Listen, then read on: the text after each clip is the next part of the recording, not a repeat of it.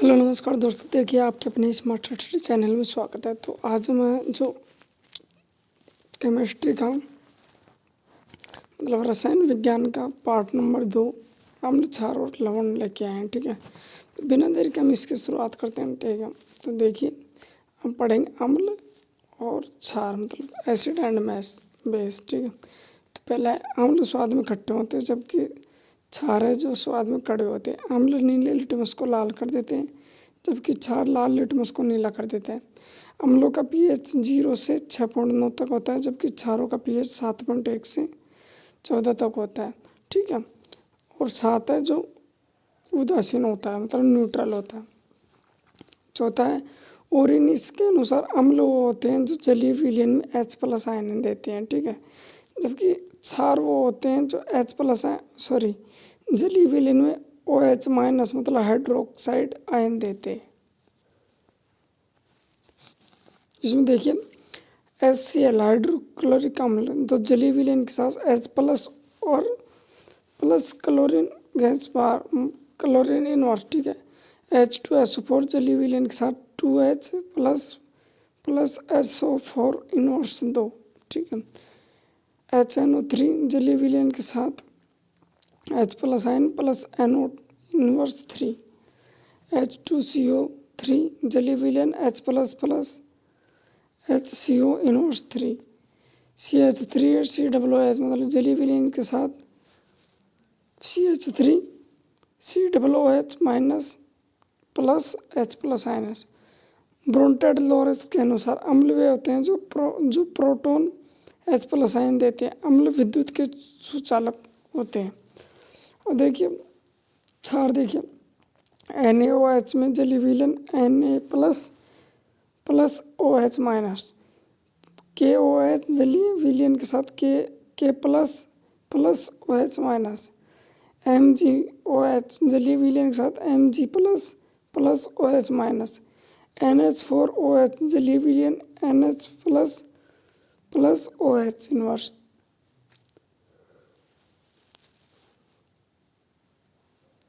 ब्रोंटेड-लोरी के अनुसार क्षार होते हैं जो प्रोटॉन H+ ग्रहण करते हैं। क्षार भी विद्युत के सुचालक होते हैं। और देखिए लिटमस पेपर लाइकेन पादप से प्राप्त किया जाता है। लिटमस पेपर का वास्तविक रंग बैंगनी होता है। ठीक है, ये एग्जाम में पूछा जाता है कि लिटमस पेपर का वास्तविक रंग क्या होता है। नोट मान बढ़ाने पर अम्लता घटती है। ठीक है, pH scale potential of hydrogen खोज 1909 में सोरेनसन ने की थी। रेंज 0 से 14 तक होती है जबकि 7 है जो उदासीन होता है और अम्ल और क्षारीय होता है। प्रबल अम्ल जो अम्ल है जलीय विलयन में पूर्णतः आयनित होता है मतलब घुल जाता है, प्रबल अम्ल कहलाता है। जैसे हाइड्रोक्लोरिक अम्ल, हाइड्रोजन सल्फेट, हाइड्रोजन नाइट्रेट। ठीक है, दुर्बल क्षार जो अम्ल जलीय विलयन में पूर्णतः आयनित नहीं होते हैं दुर्बल अम्ल कहलाते हैं। ठीक है, जैसे CH3COOH मतलब एसिटिक अम्ल, C2CO3 कार्बोक्सिलिक अम्ल। क्षार देखिए प्रबल क्षार वे होते हैं जो जलीय विलयन में पूर्णतः आयनित होते हैं। NaOH KOH। दुर्बल क्षार वो होते हैं जो जलीय विलयन में पूर्णतः आयनित नहीं होते हैं जैसे मैग्नीशियम हाइड्रोक्साइड और अमोनियम हाइड्रोक्साइड। अम्ल व क्षार की जांच के लिए प्राकृतिक सूचक लिटमस पेपर, हल्दी, लाल पत्ता गोभी, हाइड्रोजियम पेंटूनियम, जेरोनियम। अम्ल व क्षार की जांच के लिए कृत्रिम सूचक है मैथिक ऑरेंज और फिनोप्थेलिन। अम्ल व क्षार की जांच के लिए गंधीय सूचक है लौंग का तेल और प्याज का तेल और वेनिला। यहाँ से 100% एक क्वेश्चन आता है गंधीय सूचक से। अम्ल व क्षार के रासायनिक गुणधर्म। अम्ल और क्षार की धातु के साथ अभिक्रिया। अम्ल प्लस क्षार के साथ अम्ल प्लस धातु तो लवण और हाइड्रोजन गैस बनाते हैं। ठीक है, जैसा कि सल्फ्यूरिक अम्ल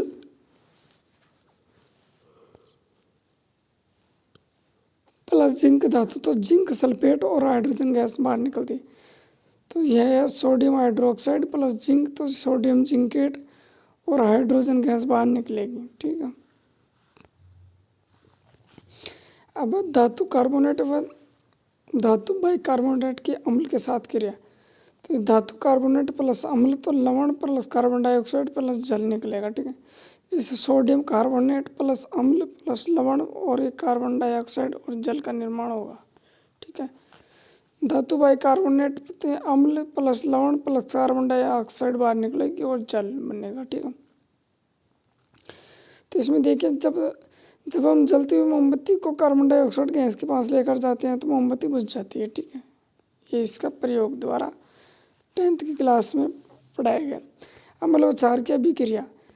जब अम्ल की क्रिया क्षार के साथ कराई जाती है तो लवण व जल बनता है।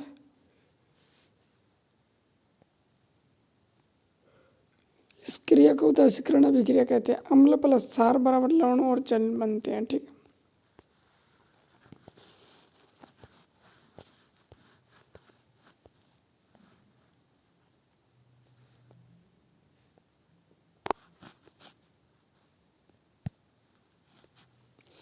PH scale potential of hydrogen. PH एक स्केल होता है, एक पैमाना होता है। पीएच स्केल की खोज 1909 में सोरेनसन ने की थी। पीएच होता है इनवर्स लॉग 10H+, ठीक है। हाइड्रोजन आयन के ऋणात्मक व लघु गुणात्मक मान को पीएच मान कहा जाता है, ठीक है। पीएच स्केल को पी एक जर्मन भाषा का शब्द है जिसका अर्थ होता है पुषांश या शक्ति। पीएच स्केल से विलयन की प्रकृति को बताया जाता है कि विलयन अम्लीय है, क्षारीय उदासीन है। पीएच स्केल की रेंज 0 से 14 होती है, ठीक है।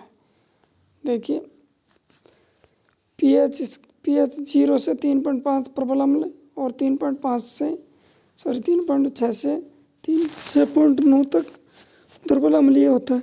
7 पे उदासीन होता है, ठीक है। 7.1 से 10.5 तक दुर्बल क्षार होता है, जबकि 10.6 से 14 तक होता है प्रबल क्षार, ठीक है।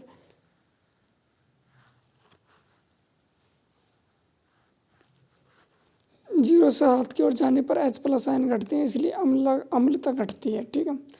जबकि यहाँ क्षार का मान अधिकतम 14 होता है, ठीक है। OH- आयन की सांद्रता बढ़ती है और क्षारकता बढ़ती है। अम्ल का मान सबसे कम होता है 0 पर।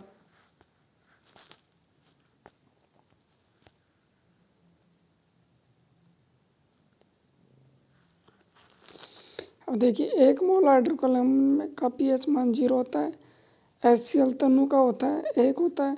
जठर रस का pH मान 1.5 होता है। नींबू के रस का 2.4 होता है। शराब का 3 से 4 होता है। हमारे शरीर का pH 7.7 से लेकर 7.8 तक का pH होता है कि परस्पर कार्य करता है, मतलब 7 से 7.8 तक, ठीक है। अब देखिए सिरका का pH 4 होता है। कॉफ़ी का pH 5 होता है। कोल्ड ड्रिंक्स का 5.5 होता है। अम्लीय वर्षा का 5.5 से कम होता है, जबकि यूरिन का 6 होता है। दूध का 6 से 6.5 होता है। लार का खाना खाने से पहले 6.8, खाना खाने के बाद 7.2। जम्मू का pH का मान 5.5 से कम हो जाता है तो दंत क्षय रोग प्राप्त होता है। अशुद्ध जल का 7 होता है। रक्त का pH 7.4 होता है। अंडे का pH 7.7 होता है। दंत मंजन का 8 होता है। समुद्र पानी का 8.5 होता है। खाने का सोडे का 8.5 होता है। दाउन सोडे का 9 होता है। मिल्क ऑफ मैग्नीशियम का 10 होता है। समुद्र जल का 14 होता है, ठीक है। अब देखिए बेंजोइक अम्ल पाया जाता है घास पत्ती व मूत्र में। ग्लूटोनिक पाया जाता है गेहूं में। टार्टिक अम्ल इमली, अंगूर, कच्चा आम में पाया जाता है। ऑक्जेलिक अम्ल टमाटर, पालक और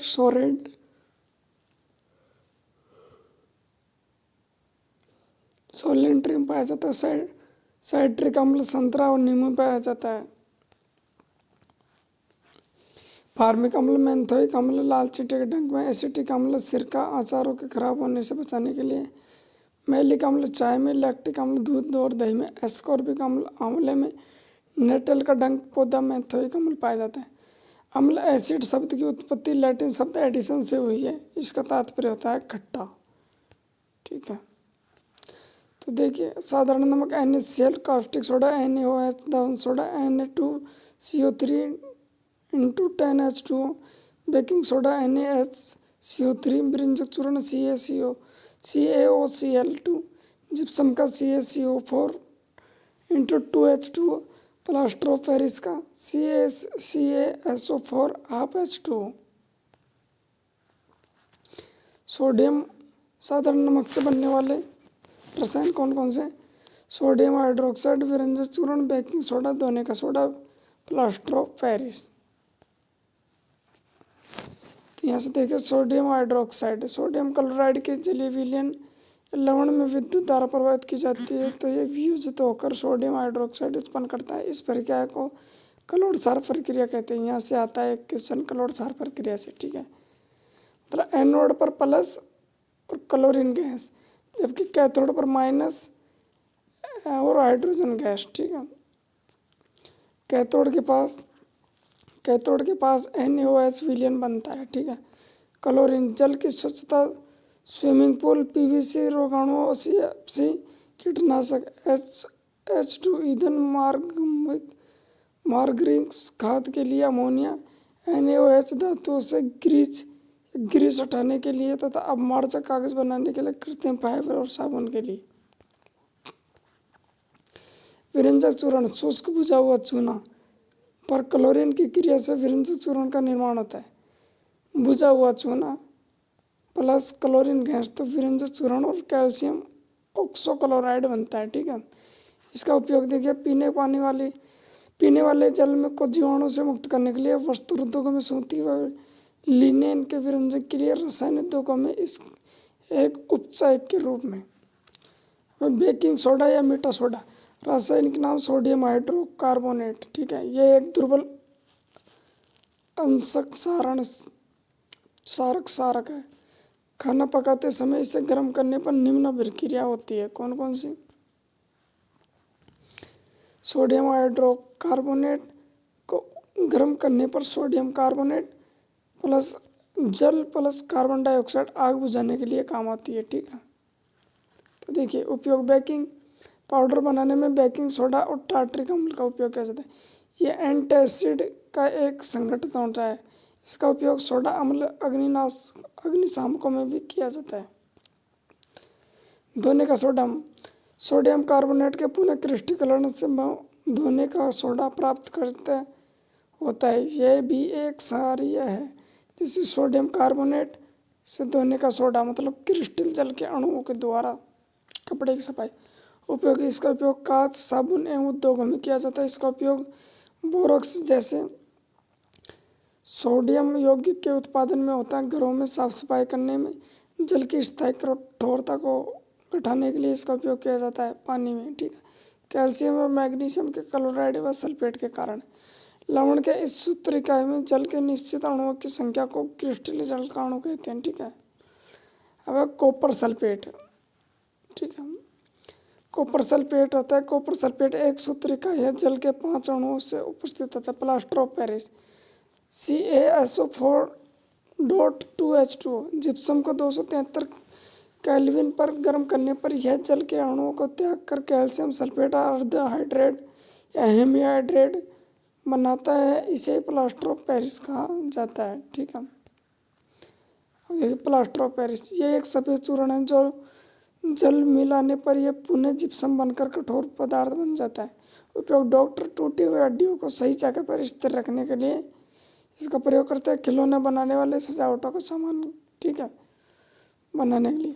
तो देखिए अगर वीडियो अच्छी लगे तो वीडियो को लाइक करना, चैनल को सब्सक्राइब करना और डिस्क्रिप्शन में हमारा टेलीग्राम लिंक है, चैनल का लिंक है, उसको भी ज्वाइन करना। धन्यवाद।